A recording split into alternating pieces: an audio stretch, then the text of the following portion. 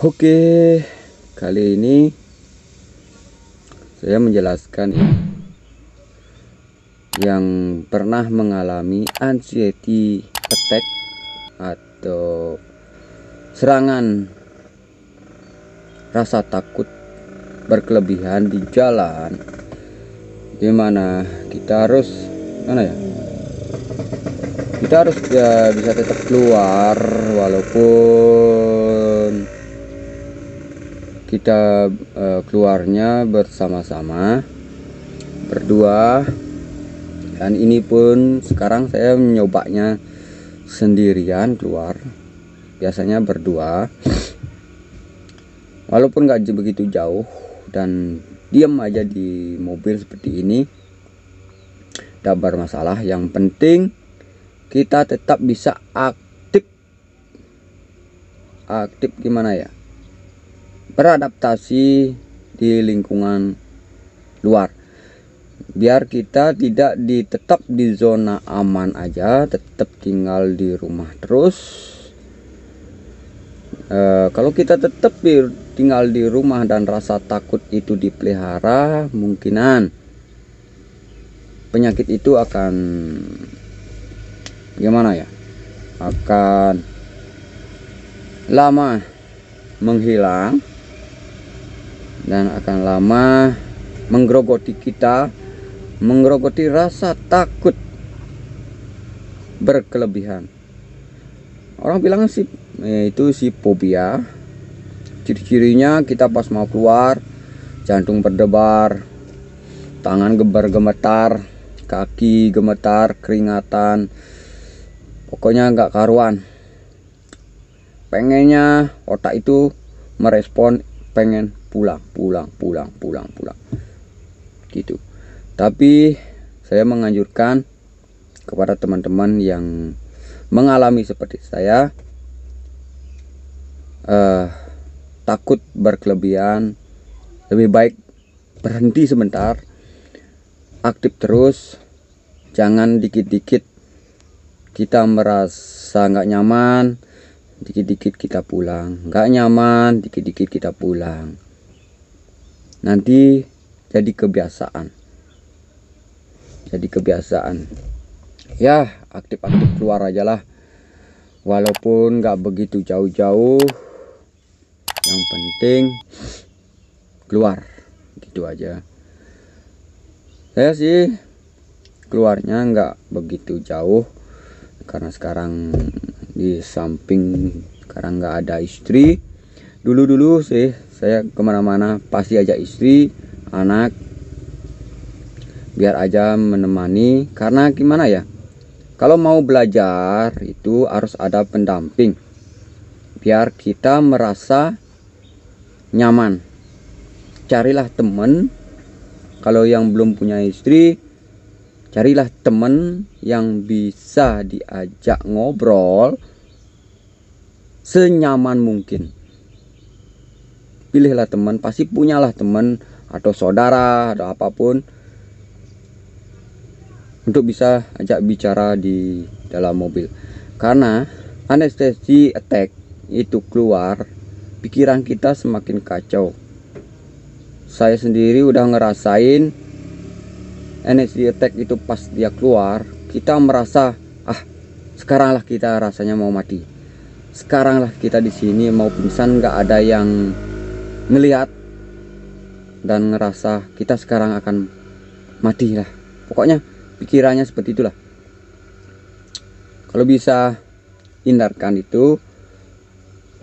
Memang sih ngomong, saya sendiri udah ngerasain nggak segampang ngomong. Orang lain tuh ngomong berani.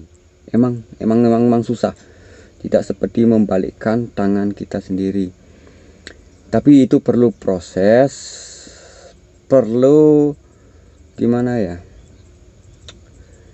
Ya, intinya harus kita tenang. Harus bisa mengontrol diri kita sendiri. Sebelum berangkat ingat doa, sarapan, dan pas baru bangun itu tetap minum air hangat 1 gelas sudah cukup. Jangan seperti saya ya, yang mengalami saya sendiri dulu ya. Kalau kita pas bangun, kalau nggak ngopi sama rokok, itu rasanya kurang banget. Apalagi teman-teman yang anxiety attack atau mengalami fobia berkendaraan dan jauh dari rumah dan gimana ya, takut keluar, pasti hindarilah itu sebenarnya. Kalau teman-teman yang udah terlanjur kecanduan rokok sama kopi di pagi hari, utamakanlah kalau bisa jangan rokok sama kopi.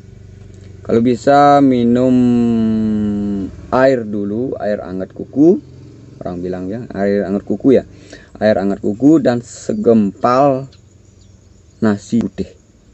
Itu yang dimakan biar ada isi perut. Jangan dulu sikat gigi. Orang-orang menganjurkan kan semua bakteri di mulut, tapi saya sendiri udah mengalami.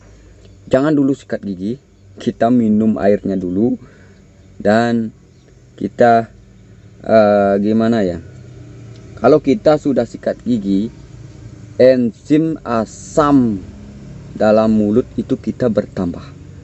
Lain dengan orang yang normal, lain seperti kita, gimana ya bilang ya, kalau nggak sikat gigi ya kumur-kumur aja lah, biar enzim kita tidak keluar. Biasanya kan ada yang gosok gigi, kalau kelebihan enzim dia berdarah, gusi berdarah, karena enzimnya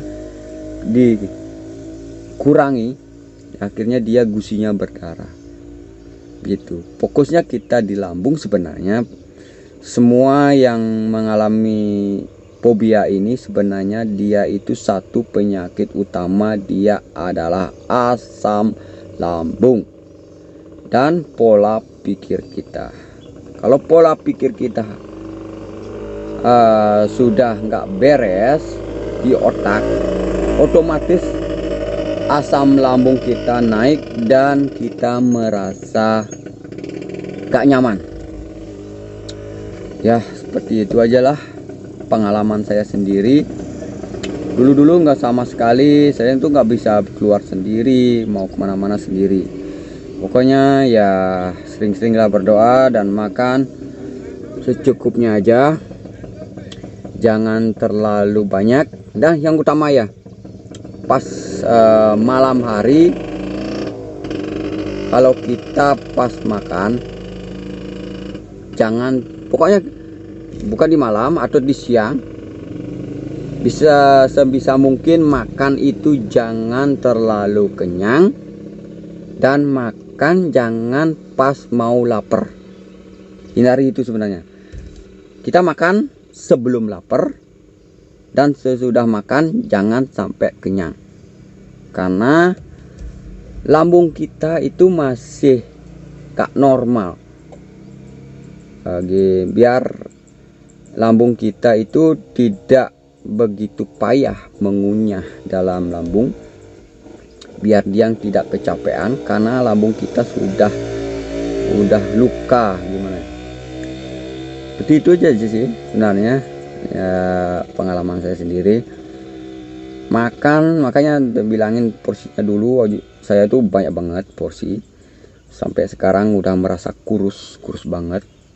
Karena gimana ya, pasti orang yang mengalami asam lambung pasti dia kurus. Jangan takut, karena kita mengurangi asupan makanan,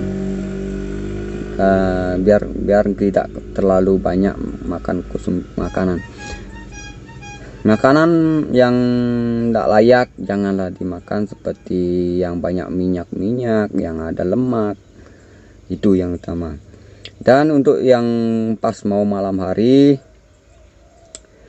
hindarilah makan melebihi jam 10 malam.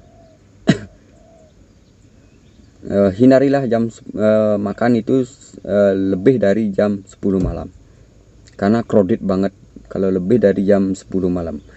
Dan kita makan, pas makan jangan langsung rebahan, kita berdiri. Setelah makan kita duduk-duduk aja seberapa menit, setidaknya ya maksimal lah 30 menit. Kita jangan tidur dulu, kita main HP aja dulu, duduk-duduk santai-santai. Setelah itu baru kita boleh rebahan. Ya seperti itu aja sih pengalaman saya.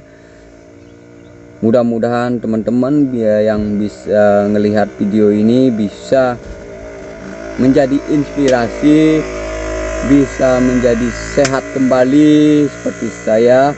Walaupun saya itu belum 100% sehat, tapi udah berani keluar sendirian, itu udah plus buat saya. Gimana ya? Ya pokoknya semangat saja. Mau keluar kemana-mana harus tetap semangat, karena semangat itu yang membuat kita semakin bangkit lagi dari keburukan kita melawan fobia. Ya jadi itu aja sih. Mudah-mudahan yang melihat video ini semoga cepat sembuh. Ya memang sih jarak kita mengalami ini nggak begitu instan. Ada yang 1 tahun udah sembuh, 6 bulan sudah sembuh, tapi saya sendiri udah mengalami ini selama 1,5 tahun lebih. Emang berarti 1,5 tahun lebih kita nggak bisa keluar, seperti kita di dalam penjara lah. Emang wah parah banget ya. Seperti itulah kehidupan saya dulu. Semoga bermanfaat bagi teman-teman yang membutuhkan. Terima kasih sudah menonton. Wassalam. Om Santi Om. Maju terus. Bye.